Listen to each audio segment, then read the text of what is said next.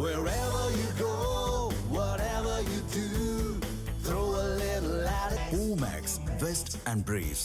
இந்து, சீக்கியம், பௌத்தம் தவிர்த்து பிற மதங்களுக்கு மாறும் பட்டியல் சாதியினருக்கு எஸ்சி இடஒதுக்கீடு வழங்க முடியாது என்று உச்சநீதிமன்றம் திட்டவட்டமாக கூறியிருக்கிறது. மதம் மாறினால் எஸ்சி சலுகை கிடையாது என்று உச்சநீதிமன்றம் கூறியிருக்கிறது. இந்து, சீக்கியம், பௌத்தம் தவிர்த்து பிற மதங்களுக்கு பட்டியல் இனத்தினர் மாறினால் எஸ்சி சான்றிதழ் கிடையாது என்று உச்சநீதிமன்றம் திட்டவட்டமாக கூறியிருக்கிறது. கிறிஸ்துவம் அல்லது இஸ்லாம் மதங்களுக்கு மாறும்போது அவர்கள் எஸ்சி அந்தஸ்தை தொடர இயலாது என்றும் உச்சநீதிமன்றம் தெரிவித்திருக்கிறது. மத மாற்றம் என்பது ஒருவரின் தனிப்பட்ட விருப்பம் என்றும் உச்சநீதிமன்றம் குறிப்பிட்டிருக்கிறது. சாதியை அங்கீகரிக்காத ஒரு மதத்தில் சாதி அடிப்படையிலான சலுகைகளுக்கு இடமில்லை என்றும் உச்சநீதிமன்றம் திட்டவட்டமாக தெரிவித்திருக்கிறது. பிற மதங்களுக்கு மாறும் எஸ்சி பிரிவினர் மத்திய மாநில அரசுகளின் கல்வி வேலை வாய்ப்புகளில் எஸ்சி இடஒதுக்கீட்டை கோர முடியாது என்று உச்சநீதிமன்றம் திட்டவட்டமாக தெரிவித்திருக்கிறது. பிற மதங்களுக்கு மாறுபவர்கள் இதர பிற்படுத்தப்பட்ட வகுப்பினர் பட்டியலில் சேர வாய்ப்புள்ளது என்றும் உச்சநீதிமன்றம் கூறியிருக்கிறது. இது தொடர்பான கூடுதல் விவரங்களை மூத்த துணை ஆசிரியர் ஜோ மகேஸ்வரன் வழங்க கேட்கலாம். ஜோ, வணக்கம். இப்போது உச்சநீதிமன்றம் ஒரு அதிரடியான கருத்தை வெளியிட்டிருக்கிறது. எந்த வழக்குல இந்த மாதிரி ஒரு விஷயத்த உச்சநீதிமன்றம் முன் வச்சிருக்காங்க? எதற்காக தற்போது இந்த விஷயத்த உச்சநீதிமன்றம் தெரிவிச்சிருக்கிறாங்க? என்ன காரணம்? மதம் மாறியவர்களுக்கு கல்வி வேலை வாய்ப்பு இட ஒதுக்கீடு வழங்குவது குறித்த ஒரு வழக்குல தான் இப்ப உச்சநீதிமன்றம் இந்த தீர்ப்பை வச்சிருக்காங்க. ஒரு ஹிந்து, சீக்கியம், பௌத்தம் தவிர்த்து பிற மதங்களுக்கு மாறும் பட்டியல் சாதியினருக்கு எஸ்சி இடஒதுக்கீடு, பட்டியல் சாதியினருக்கான இடஒதுக்கீடு வழங்க முடியாது என்று திட்டவட்டமாக தீர்ப்பளித்திருக்காங்க.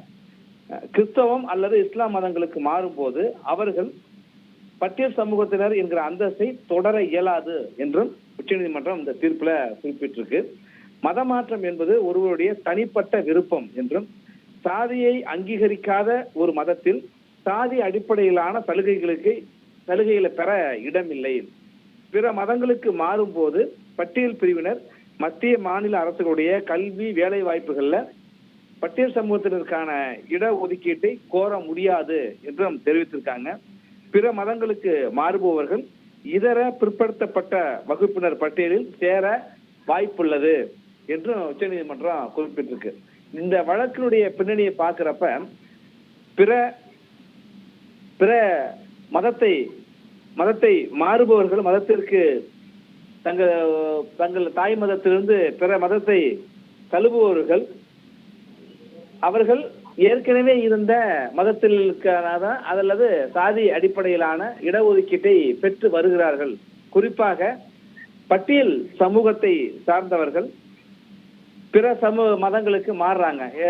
பெரும்பான்மையாக கிறிஸ்தவர்களாக இஸ்லாமியர்களாக மாறுகின்ற பொழுது கிறிஸ்தவ மதத்திற்கு மாறி அந்த மதத்தை தீவிரமாக பின்பற்றுகிற ஒருவர் பட்டியல் சாதியில தொடர முடியாது.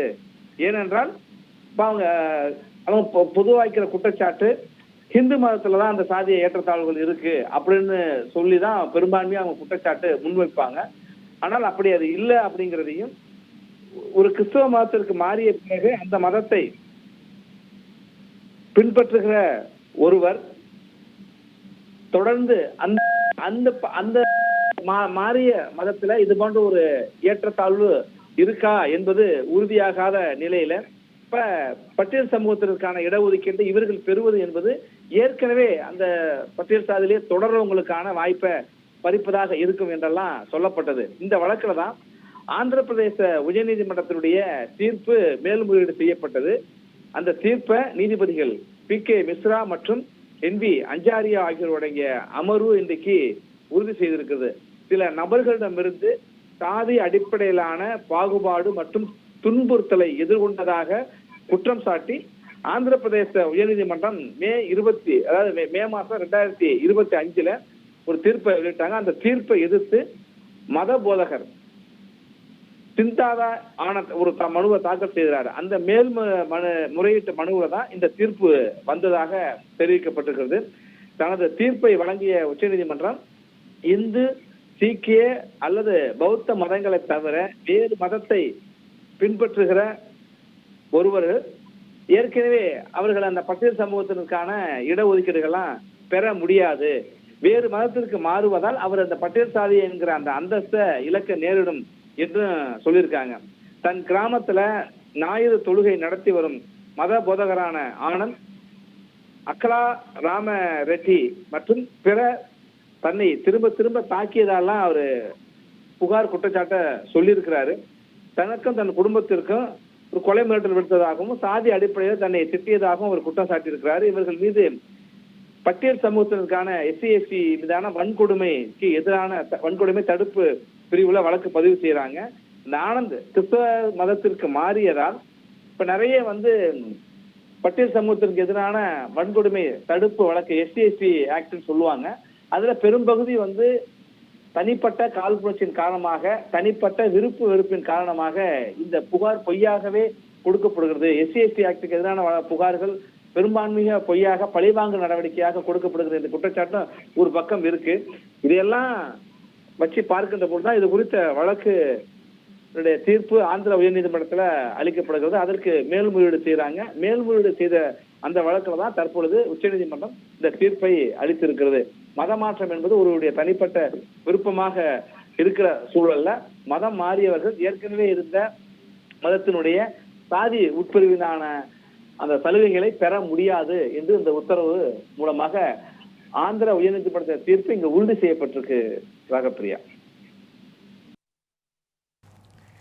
விவரங்களுக்கு நன்றி ஜோ மகேஸ்வரன்.